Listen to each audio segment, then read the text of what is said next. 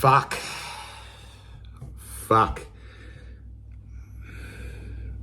and fuck. Oh. Sam Mitchell, I'm sorry in my preview that I underestimated your football team.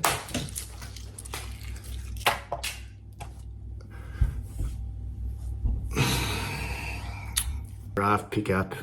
Fuck, isn't this kid good? Didn't he take us to the fucking cleaners as well? And this guy as well, picked 45 in the draft. That was the year that we took Paddy Dow and Lockie O'Brien, Warple. And fancy an Irishman just coming in and taking Sam Walsh out of the game. And Harry Morrison. Who the fuck is Harry Morrison? He was everywhere. And the left footers, the skill of the left footers. I mean, you could pick anyone out. I mean, I've already done Massimo. They had Amon and even Scrimshaw. Like Grant Birchall, isn't he?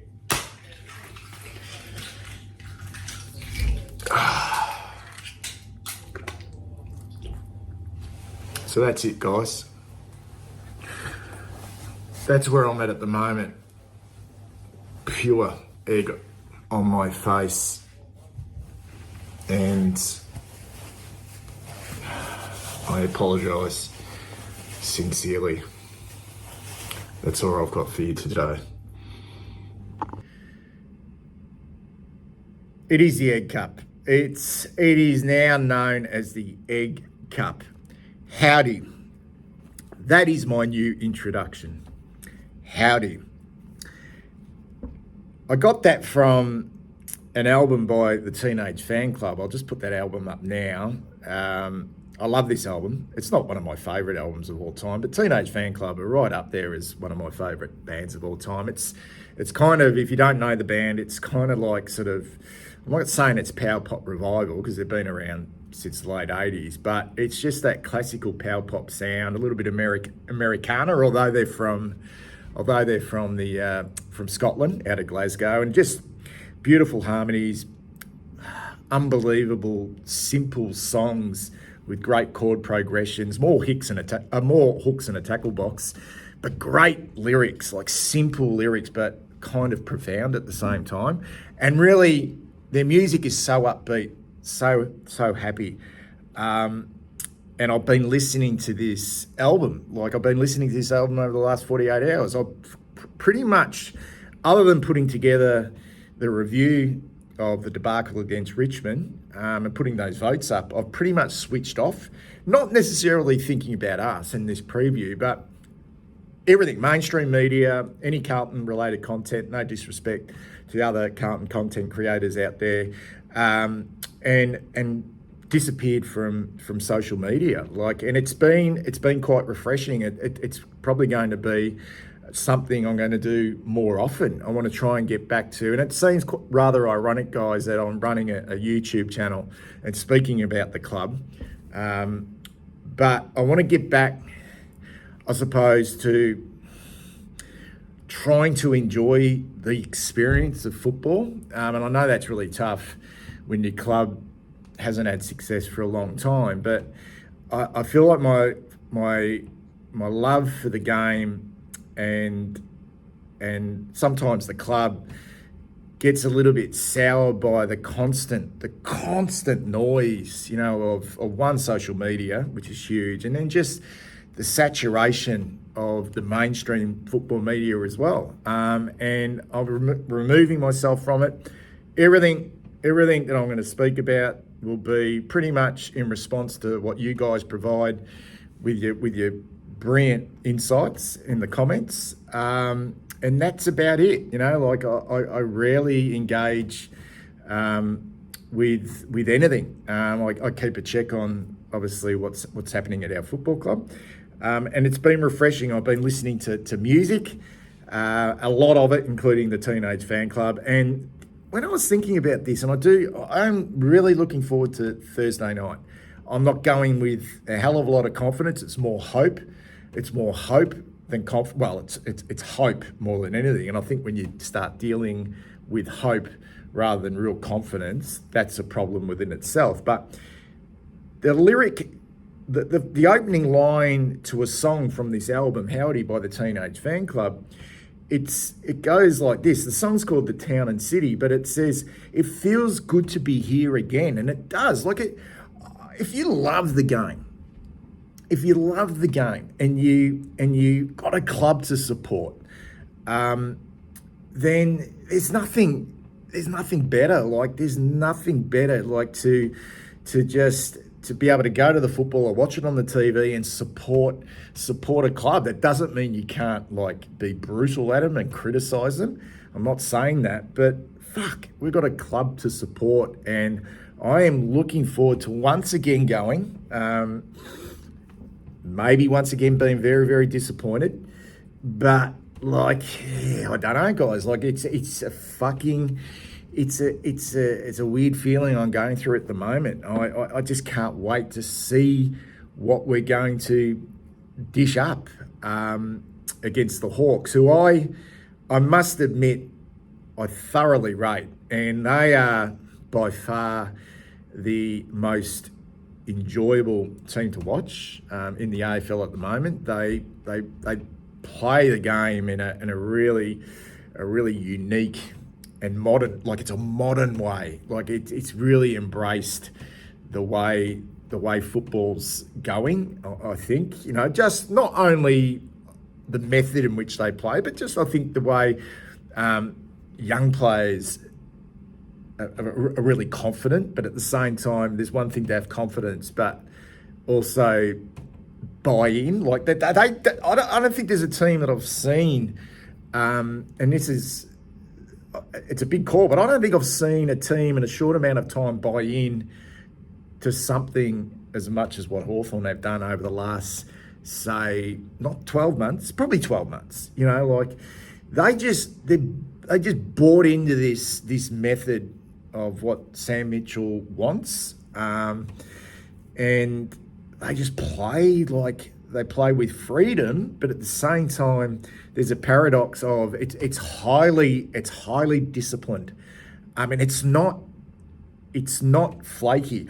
I hope we see a part of me, because they're playing us on Thursday night, I hope to see a little bit of flake on Thursday night. I really do, because I feel like that's probably the only way we've got a realistic chance of winning this game. Because I just don't think if both teams are at their absolute best, purely based on method, they're a 2 or 3, 4 goal better side than us.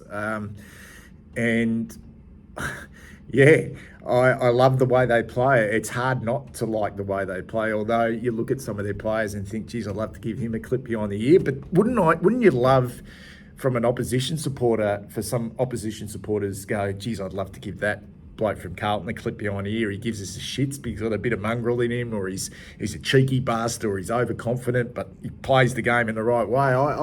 We don't have any of those types of players, so I haven't got a problem with that. I was sort of thinking about this in regards to what do we know about our club. I mentioned in our review of the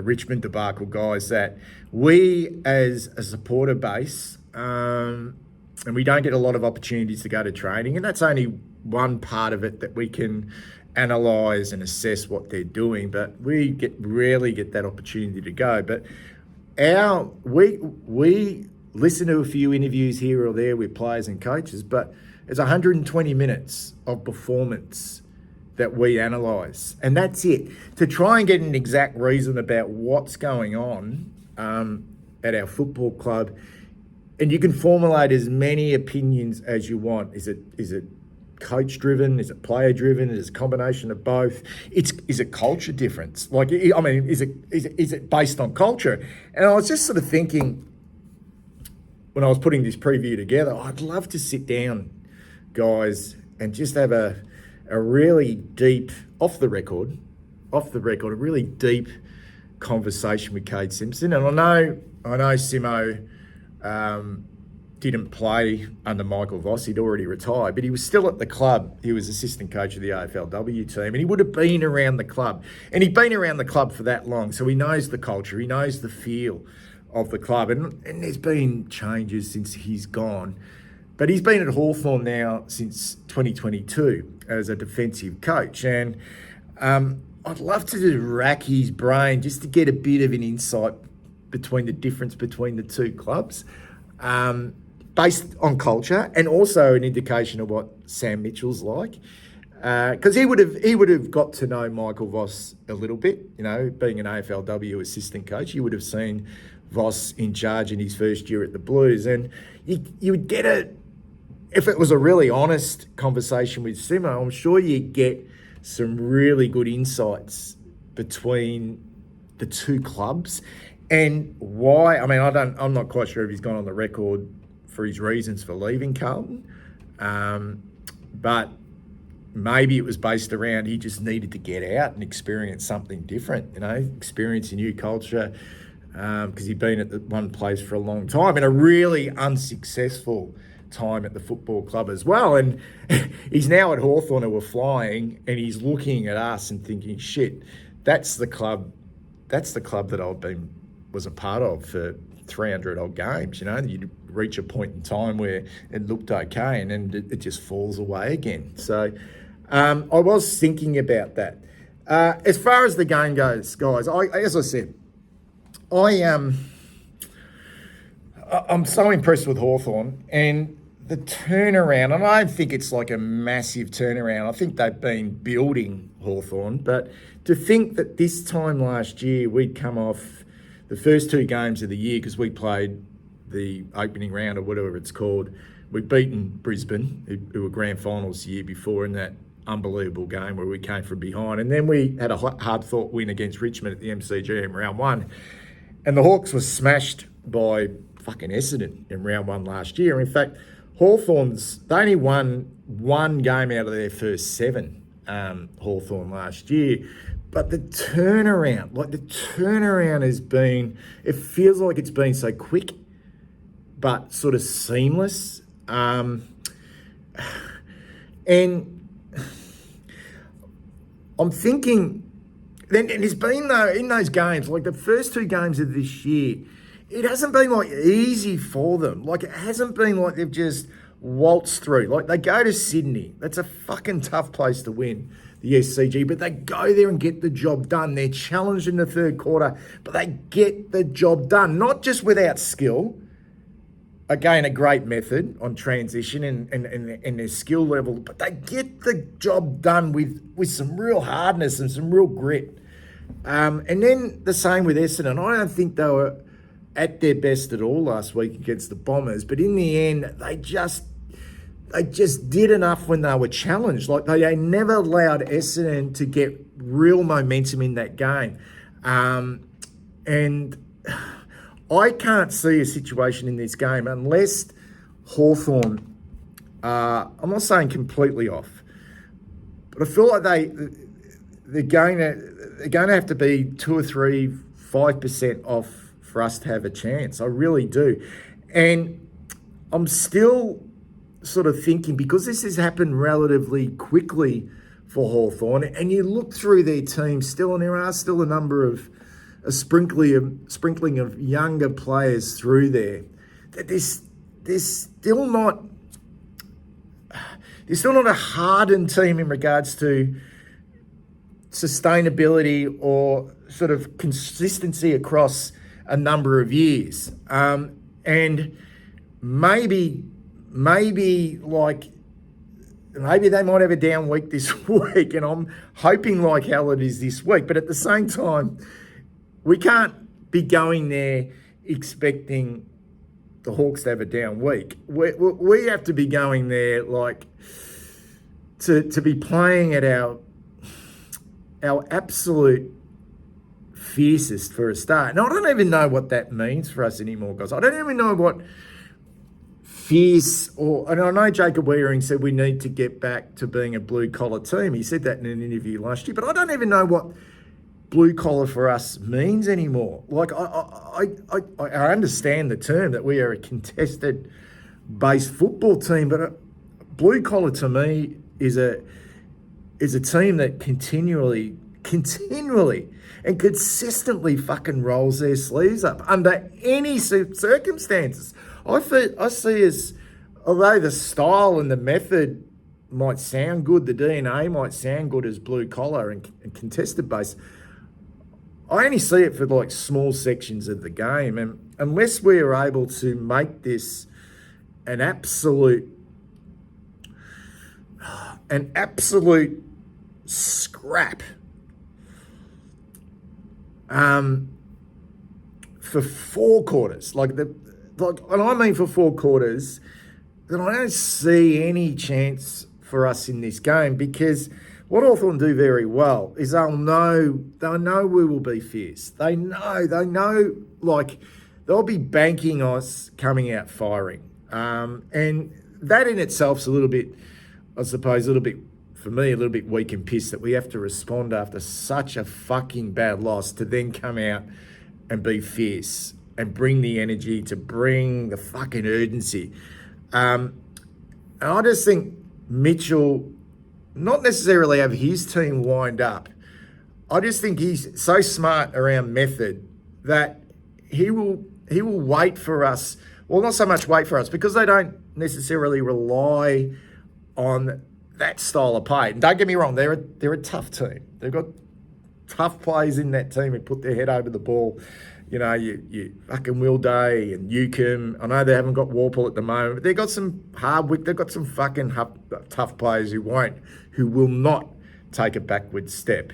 But they are so smart and they're so confident in their system, in their method, that they won't necessarily be too concerned if we come out firing and do what we do pretty well when that's the case, and that is win contested possessions and clearances, because they will know that, one, that's very hard to sustain, and two, they also know that we are not a great team by foot.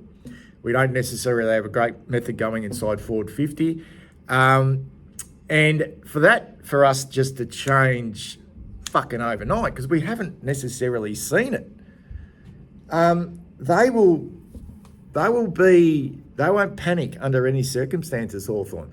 They'll trust their system. They'll trust their fucking method, which stands up in the modern game, and that is like win the ball back. They're good. They set up well defensively. They set up really strong defensively. They are not necessarily too concerned about conceding inside 50s now, because they have strengthened their back half with Battle and Barras. They've got Sicily down there, and the flexibility of Sicily, the flexibility of Hardwick, that they can shift both those boys either back or forward based on needs. I don't think they'll panic under any circumstances. So for me, we will rely on an arm wrestle, and they will just rely on being able to not panic with that arm wrestle and just wait for that opportunity to punish us, and really punish us with a dynamic and a forward line, which I can't see us stopping given what we've got at the moment. You know, you're going in with a potentially lumbering defence against the most unique and unusual forward line, in the AFL, with so many different avenues. I had 16 marks inside 50 last week, Hawthorn, with one recognised key forward in Marbiel Chol. It's quite extraordinary, and don't get us started on the way they use the ball. But it's more than just that. They're highly disciplined, and they play like they play for each other. And I can't for the life of me see us being able to do that against this team. But at the same time, it becomes a fascinating watch, because it's going to be that scrap and that potential, like, fucking backs against the wall mentality, which Hawthorn know will come with that, against a team that is near perfect with every phase of the game. So it's method against maybe brutality. which is all I think we can bring to the table. Anyway, what I'll do, that kind of makes sense.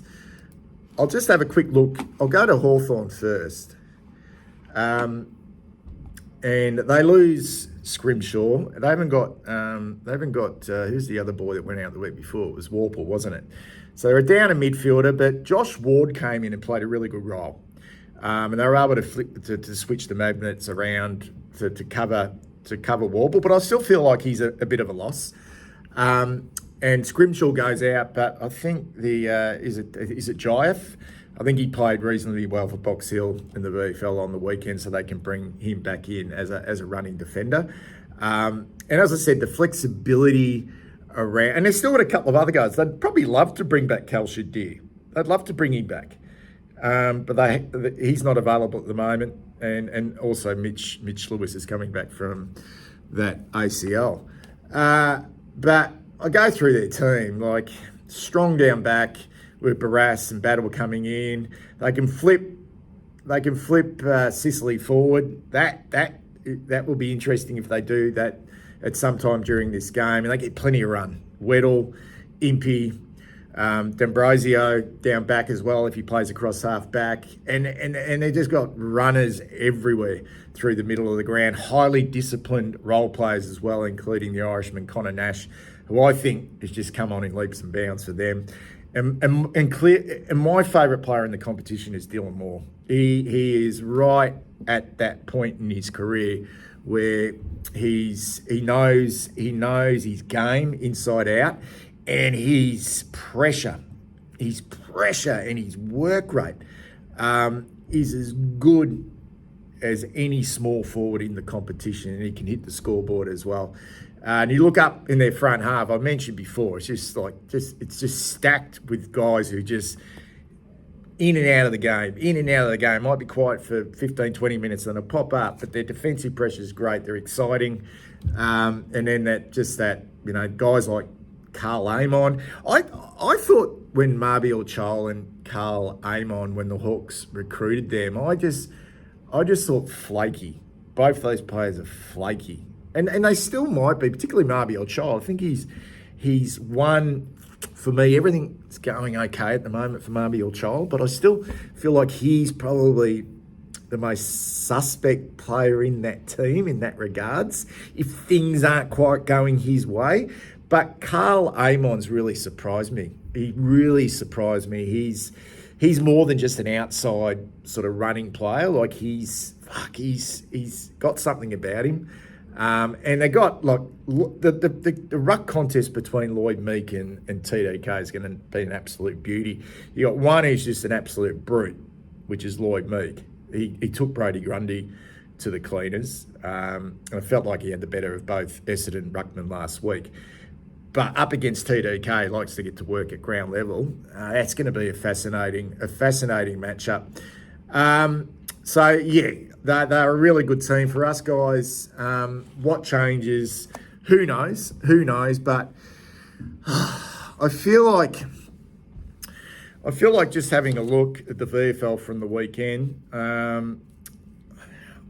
I reckon Francis Heaven goes out. If Orazio Fantasia is okay, his pre-seasons have been relatively good. I feel like Francis Evans will probably go out and Orazio takes that spot as that high half forward. Charlie comes in. The only option here I see is to drop one of the sort of not so much lumbering defenders, but it's either got to be Jack Silvani, Mitch McGovern or Nick Haynes who goes out, because there's no massive tall matchups in their front half. So it's got to be one of Silvani, McGovern or Haynes. And I feel like based on Nick Haynes' first game for the football club, it could be him to make way for Charlie. Just some other VFL boys, guys. Billy Wilson got some midfield minutes in the VFL last week against Richmond. I reckon he performed quite well when he got that opportunity. Matthew Carroll, for me, was the clear standout, the pick of the bunch. He could come in if they were looking for a little bit of run, a little bit of toughness down back, someone who can use the ball okay. Matthew Carroll could come in. Jordan Boyd, for me, is not ready. I'd be very surprised if they wanted to, because he's hardly done any work throughout the preseason. Thought he was a little bit scratchy in the VFL last week. Harry Lemmy, can't see it happening, given that Charlie's come back. Charleston's not ready. I don't mind giving Ashton Moyer a go if it's for Brodie Kemp, if it's for a Zach Williams, like if that would be a brave call, but he did some nice things in the VFL last week. Jackson Binns, not quite sure. I reckon they'll give Lucas Camporelli another game. And Will White didn't do a lot in the VFL last week. So for me, the changes will be, I'm going to make a call now. Evans out, Fantasia in, Haynes out, Curnow in, and I think Cooper Lord might be in trouble. And that change could be Ashton Moyer. It could be Ashton Moyer to come in to replace Cooper Lord, but then you might be down on a rotation through the middle. We'll just have to wait and see. Anyway, take care, guys. Look forward to getting to the game on Thursday night against the Hawkers. And let's just see. Let's just pray like hell that our boys can show up. Take care.